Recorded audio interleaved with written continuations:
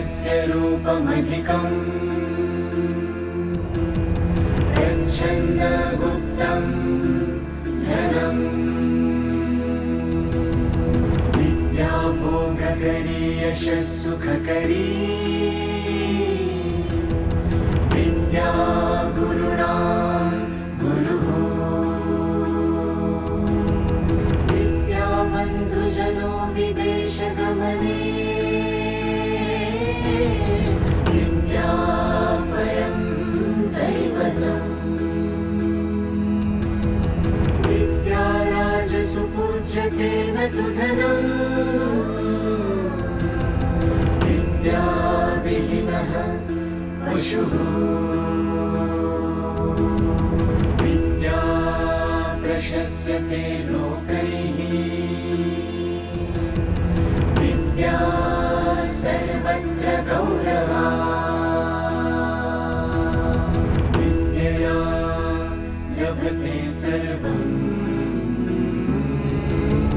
विद्वान् सर्वत्र पूज्यते ज्ञानेन सदृशं पवित्रमिह विद्यते न हि ज्ञानेन सदृशं पवित्रमिह विद्यते न हि ज्ञानेन सदृशं पवित्रमिह विद्यते।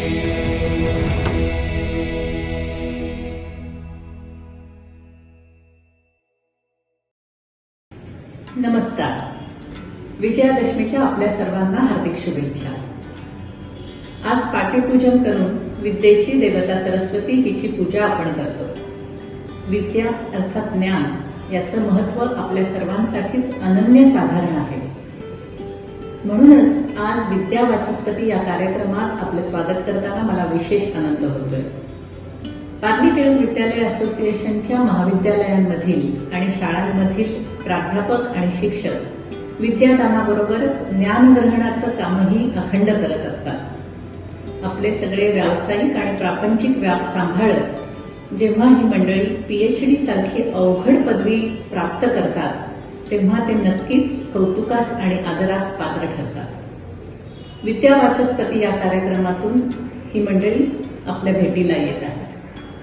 हे सर्व गुरुजन त्यांनी PhD साठी निवडलेला विषय तो का निवडला, त्याचा अभ्यास कसा केला, त्या अभ्यासातून त्यांना काय गवसलं याविषयी अत्यंत सोप्या भाषेत बोलणार आहेत. यातून त्यांचा जो प्रबंध विषय आहे तो आपल्याला समजणार आहे.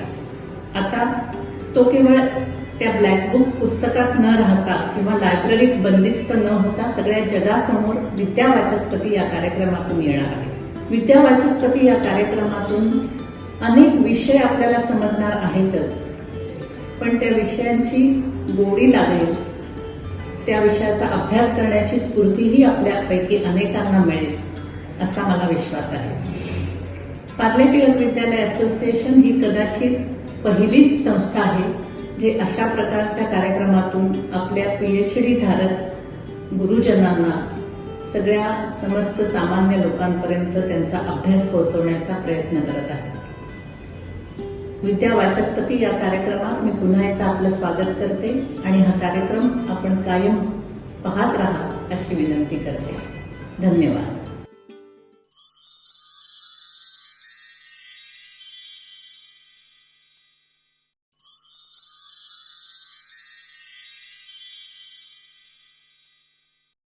Dr. Sonali Pednekar is principal of PTVA's Mulund College of Commerce, Mulund.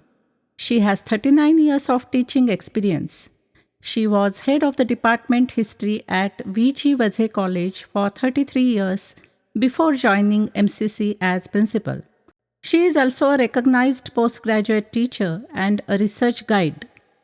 Dr. Sonali Pednekar has expertise in Modi script, a highly specialized script that requires special training for reading and transliteration of documents.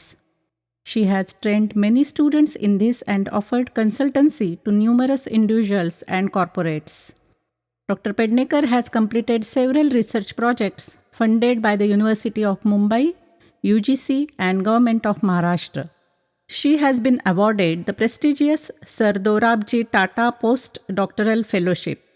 She has presented over 50 research papers at various national and international conferences. She has more than 40 publications in research journals and has authored 10 books.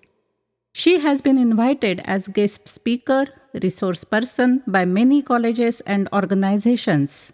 Sonali Pednekar has featured as a subject expert on multiple episodes of 4 serials telecast on Epic Channel. Her contribution to the world of academia has been recognized by society by way of several awards, the latest being the Top Educator Award 2022 on the occasion of Teachers' Day. Welcome Vidyavachaspati Dr. Sonali Pednekar.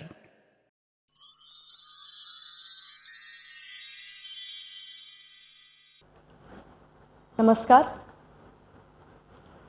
The presentation is on my doctoral research. I come from a social sciences background with my core subject being history, and so my interest in history led me to researching more on local and regional history. We are all residents of Mumbai, suburban Mumbai, and so that was something that I thought I should look at for my doctoral research. Looking at all the sources that were available to me, looking at all the published and unpublished works that I could read, I finally settled for a topic that was close to my heart, something that I could pay a lot of attention to, and so my topic was on Maratha presence in Thane, a study of political, socio-economic and cultural aspects. The period that I chose to do was from 1739 CE to 1818 CE. Specifically this period because in 1739, as most of us know, was the very famous Battle of Bassein or the Vasaiche Ladhai, in which the Marathas defeated the Portuguese. After that, they made an entry into the island of Salsette, as was known by the Portuguese, and Sashti, as it was known in the Marathi records. It continued to be in full or partial control of the Marathas up to the 1818, which was the downfall of the Marathas when the British defeated them in the Third Anglo-Maratha War. So I deal with what Thane was, how it was before the Marathas came in and what happened to it after the Marathas left from there. Just taking you through the brief history of what I am doing. This is the map that shows Bombay at the southern tip, if you can see it. This is the island city of Mumbai or Bombay, and the bigger island on the north is Salsette or Sashti. What I am dealing with when it concerns Thane is the northernmost tip of this island of Sashti. Thane was known in lot of ancient records as a very flourishing port. It first finds mention in many travelogues written by the Europeans, but it is also found to be mentioned in many of our indigenous records and sources. And through all these indigenous sources and all through the European writings, it is known by different names, beginning with Shri Sthanaka and now settling up to Thana and then Thane. So in the records that I was looking, I could see a variety of names for the city of Thane that we are now accustomed to knowing it by. In the 18th century, that is the period that I am dealing with, you find there were 3 political powers that had their control over Thane. Up to 1737 was the period ruled by the Portuguese. 1737 to 1774 was the full control of the Marathas. After 1774 they lost partial control, but they still had a little bit in bits and pieces in different, scattered in different localities. and from 1774 up to 1818 was the complete control of the British. Now, why did the Marathas get interested in this region when it was ruled by the Portuguese and controlled by the Portuguese? Because the Portuguese had a lot of activities that did not appeal to the local population. So, the local residents of this region, particularly led by a family from Anzur, which is a village present in Thane even today. If you see, this Anzur village is somewhere in the borders of Thane and Kalyan. If you cross over through the Nashik highway even today, you will find this village there. So, the Naiks of Anzur, known as Naik Anzurkars, wrote a letter to the Peshwa government located in Pune, and they asked the Peshwa to come and help them against the Portuguese, help them to establish the Maratha power in this region. One of the most prominent causes that I found of this appeal to the Peshwa was because of the activities of the Portuguese for conversion from the indigenous religions that people followed to Christianity. So, that appeared to be one of the basic causes of why there was a little unrest amongst the people, unhappiness amongst the people against the Portuguese rule. So, when the Marathas began to prepare for coming into Thane and Sashti, the Portuguese realized that they are a power to reckon with. They anticipated what could be the way the Marathas could come and attack. And so, the Portuguese began the construction of a fort at a very strategic location. A large sized fort was planned and the work commenced in 1734. But unfortunately, the size of the fort construction was so large that by the time the Marathas made the move and made their entry into Thane, the fort construction was not completed. Now, this fort is very strategically located, and interestingly, the Portuguese used the local labor, forcing them to do the work for the construction. So, the labor used for the construction of the fort was locals who were very unhappy with what they had been made to do. This is a map that will show you where Thane is located. This is the northeastern parts of the island of Sashti. Just north of it you will see is Kalyan, Panvel and Ghansoli. If we have travelled on that route even today, you will know that from here, from Thane, you can go up north to Kalyan and beyond up to Nashik. There is a route that goes as known as Thane-Belapur road that takes you to Panvel. There is another route from Thane via Ghansoli that takes you to Navi Mumbai. So, all these roads converged into this spot where the fort was being constructed, and that was why the Portuguese decided that they would select that location to construct the fort. You can also see in this map, on the most western side, just above the island of Sashti, is a creek which we all know as the Vasaichi Khadi or the Basin Creek. That creek takes you all down up to Thane, and in the 18th century it connected to the Navi Mumbai Creek today. So, that whole island of Sashti gets covered or is surrounded by the creek. Hence, the fort of Thane became a very strategic location. Now, since the fort was incomplete, the campaign that was launched in March 1737 was comprehensively won by the Marathas. The fortifications were not really ready, and the Marathas first occupied the bastion called Saint Geronimi, or what we can also say that Yeronmi. That allowed them to have a control over the Panvel-Belapur Ghansoli route as well as the Kalyan Bhivandi route. This first bastion that was conquered was controlled by the Marathas so completely that they could get the entire fort or the whatever was the construction of it. What you see in this map is the fort structure and the Fateh Buruj. The Fateh Buruj was the first Buruj that the Marathas got, and they renamed it as Fateh Buruj because that was their first point of victory.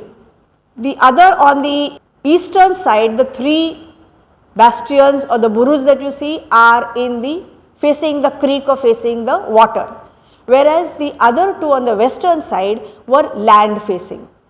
If you go to the fort even today, the fort exists today, very much known as the central jail of Thane, and what I have marked here as the land entrance is the main entrance to the fort or the jail today.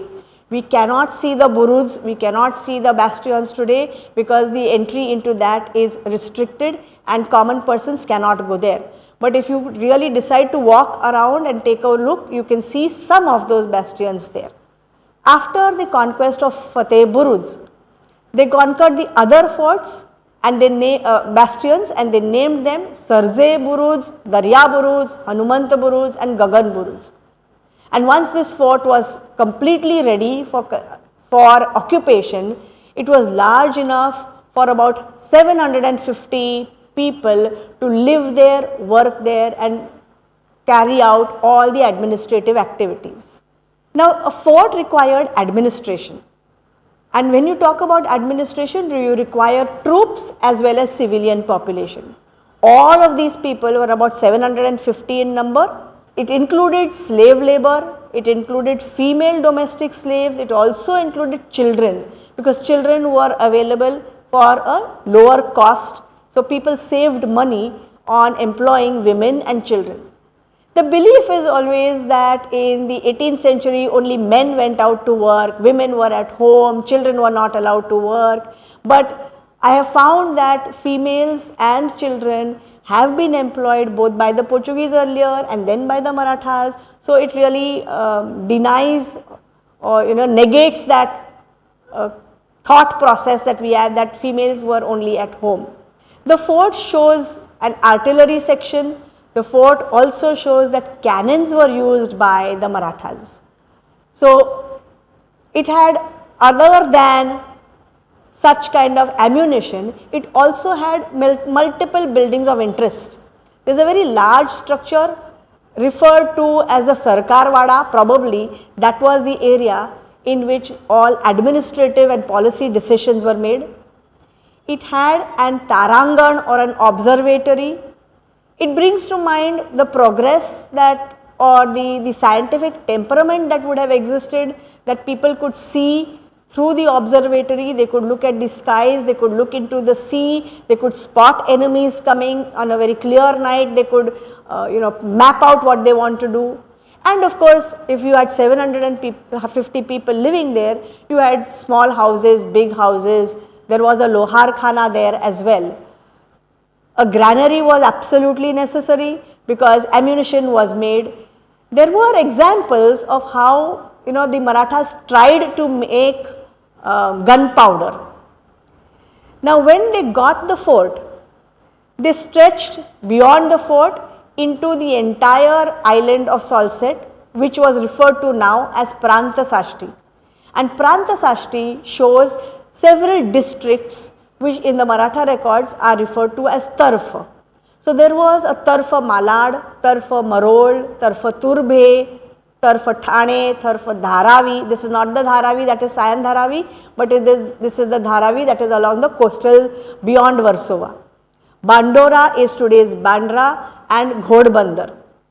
And there we find in the records that there is one officer in charge of each of the Tarfa. He was known as the Kamavisdar. So, a Tarfa headed by a Kamavisdar was the way that the administration was carried out. This is one of the maps that will show you how these districts were or Tarfas were placed out. This is the map of Sashti, Dharavi, Ghodbandar, Thane, Malad and Marol, and Bandora and Turbhe. These are names that are familiar even today. In each of the Tarfas you have multiple villages.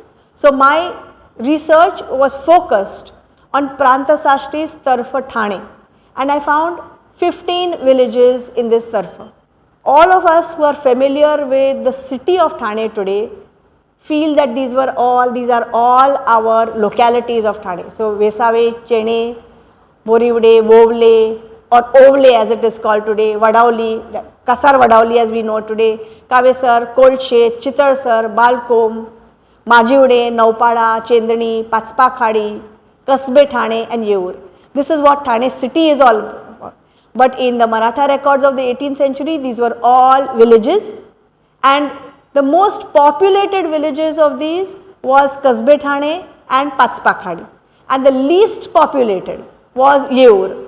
This happens to be the position even today.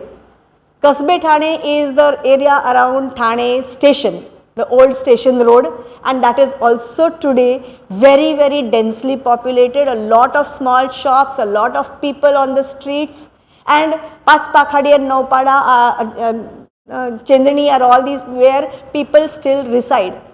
The farthest away even today is Yeur. It is still in the forest area, it is still a place where people do not really go to live in. So main city and Yeur was exactly spaced out and populated as it is today. Now once the Marathas occupied it, they had to bring in people to conduct administration, they had to bring in people to encourage trade, commerce, all other economic activities. So we find from 1740 to 1774, there is a lot of immigration of people. Immigration in the form of administrative officials and in the form of professionals. The two most well-known buildings, big buildings known as residential buildings were the Bivalkar Wada and the Naik Wada. The Bivalkar Wada is where the civil court building stands today, and the Naik Wada is the collector's office and the compound. Ruins of it remain today. We do not see anything else except some maybe broken pieces here and there. This graph shows you how the population of the professionals in Thane has risen in the times that the Marathas occupied it. So when in 1738 you see the population of the number of professionals less, by the time you go to about 1768, the professionals have doubled in number, which means there was a lot of encouragement by the rulers for various professional persons to come and settle in Thane, carry out their activities here, and people took that opportunity now because they felt that the city or the area is now safe. There is no more conversion activity. The Marathas will bring in Surajya or good governance, and that will give them a lot of opportunity to flourish in their respective professions. The city layout is very typical of a colonial city.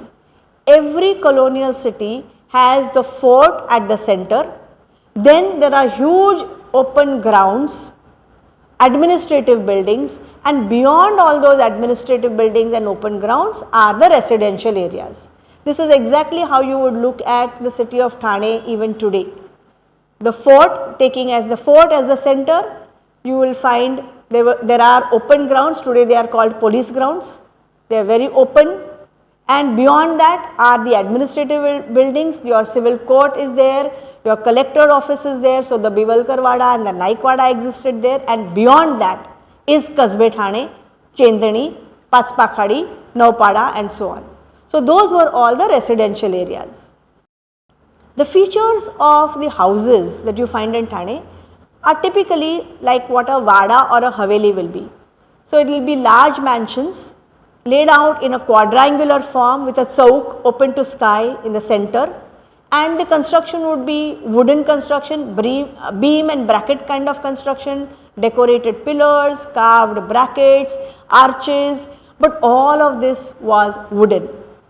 In fact, till the 1960s or even 1970s, many of these Vadas or Havelis existed, but thereafter we know what has happened. All of these old Vadas and Havelis have given way to high-rise buildings, and now this old kind of a structure or a layout, architectural layout, is not really very visible in the city any longer.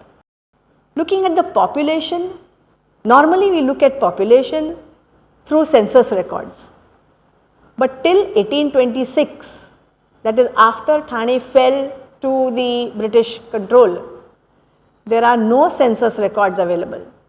So whatever calculations we do are based on assumptions. So there, number of houses in each village has been found in the Peshwe Daftar records. I have got details of how many houses existed in every one of those 15 villages. And then on the basis of these number of houses that have existed, I have drawn up a calculation saying that maybe approximately 10 people lived in each house. So what would be then the population of that village? And you will see that there were about more than 2000 houses in all the 15 villages put together. The next slide will show you how these number of houses has grown. So in 1750, very early in the Maratha occupation, it is 2187. By the time you go down another 20 years, it is 2223 houses. Multiply this by about 10 and you will get what the estimated population of all these 15 villages would be like. When I talk about these so many 20,000 people, they were not necessarily all belonging to one religion or one caste. It was a heterogeneous collection of people made up of different religions, different castes, because they were different professionals who had come to Thane, and each professional group had its own identity in the form of where they came from, which village they came from, or what profession they carried out. They could be weavers, they could be potters, they could be people engaged in sales, people engaged in trade, people engaged in iron work, copper work. So each of them were belonging to different religions, different castes, and we find a good mix of Hindu, Muslims and Christian population.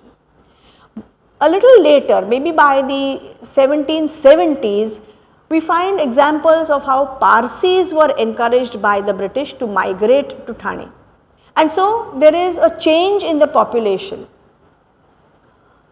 Now the residents who worked there, who lived there, were administrative officers, they were professionals or balutedars, they were bhandaris, kodis who worked along the sea coast, they were Brahmans, Prabhus and Shenvis who worked in the administrative section. But I also found references to prostitutes, paupers and beggars. And this is a reference that I have found because all these people were required to pay taxes. Some of them were exempt from taxes, like for example, beggars and paupers were exempt from taxes, but prostitutes had to pay a tax because they were carrying out a profession. Merchants and traders, of course, resided in different localities of Thane.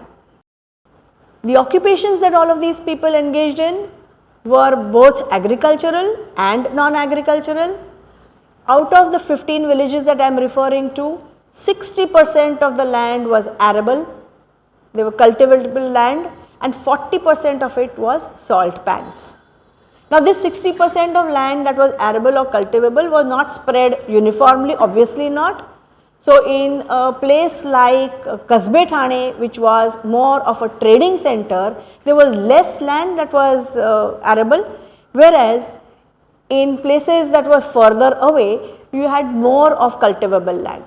Quality of land also differed. It was good quality, medium quality, poor quality, depending on how the produce was grown. Salt pans or mithagars were 40% of the kind of land that was used. Mithagars exist even today. When you are travelling along the highway in Mulund, you will see on the right hand side are huge mithagars or huge salt pans that can be seen in today's times as well. The other professions were shipbuilding because it was coastal, because it was along the creek, salt manufacture of course because of mithagar, and liquor manufacture. Interestingly, an observation that I had to make was that in the Peshwa times, manufacture of liquor was taxed, encouraged, but consumption of liquor was discouraged. So the question that I always had was, if people manufacture, if you are allowed to manufacture, who is going to consume it? Because consumption of liquor was not permissible, it was a banned thing, but manufacture was allowed. So probably this liquor that was made here would have been exported, would have gone out, and maybe people living in the island city of Bombay or outside would have been the beneficiaries of it. Skilled workers like masons, carpenters and stone cutters were also people whom we have seen as occupants. Unskilled worker or labor force is also seen in a large way, and this unskilled labor was used by all professions to suit their benefits. Now these records that I have looked at also gave me an insight into the cultural life of the people, and I found that there were fairs and processions for festivals, and these fairs and processions were both Hindu and Muslims. So the Peshwa government was actually giving some kind of money or government support to hold these fairs and processions, and the processions would take place with a lot of lighting, a lot of fanfare. Roshnai sati they would give a lot of money, and one also sees that where beliefs are concerned, there are instances of sati in Thane. I can show you, this is an image in the Kopineshwar Mandir. This is the structure that is called the Sati Vrindavan. It still exists today and is worshipped by the people even today. Amongst other religious buildings, several temples have been mentioned. The Peshwa government gave a lot of donations to several temples, but the most mentioned temple is the Kopineshwar temple complex. Now today we know it as the Kopineshwar temple complex, but at that time when the Peshwas ruled, it was a smaller temple which the Peshwas donated heavily to renovate, restructure and make it larger. There were numerous other temples along Talaupadi that we know of today. The idols from all of these were brought and relocated into the Kopineshwar temple, which makes it now the Kopineshwar temple complex. If you visit it today also, you will find small temples dotting around that entire area. But the records also give us references to churches, to mosques and also to the Parsi Agyari. The Parsi Agyari of course has been brought down today, and a new building is coming in its place. From the 1760s, late 1760s, one sees a decline in the prosperity, in the economic activities, in the people residing there. Maybe this was the time where the Maratha government in Pune was recovering from its severe loss in the Battle of Panipat. So they did not probably give as much attention, they did not have as much manpower to look into the routine administrative business in this region. And so that allowed the British to make an inroad into this region. And so by 1774, the Anglo-Maratha war, the first Anglo-Maratha war was fought, after which the Treaty of Salbai was signed, and then the British took control of the Tarfa Thane, the result of which was there was hardly anybody to look into agriculture. Lot of arable cultivable land lay vacant, lay waste. It also was because of the repeated famines that took place in this region. So because the land was not yielding good produce, because the government was not giving good support, many people decided that this is not a good place to live in, and so they felt that the best way was to migrate out from this land.